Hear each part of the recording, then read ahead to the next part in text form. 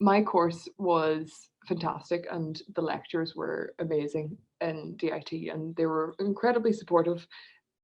But I think a lot of the times, a lot of the time with an art degree, you feel like you're being pressured to create all the time and trying to discipline yourself into creating something so specifically every time when you're just not feeling it is so difficult.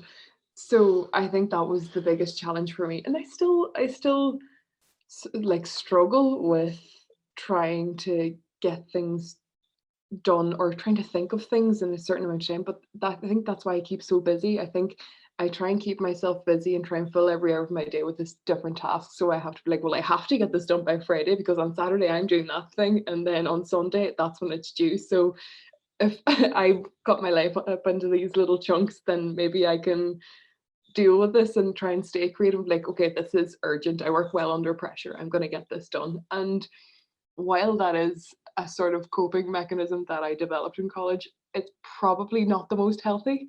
And I sort of have started to recognize that. I think over Christmas, I had a small break and I realized that, God, I really needed this.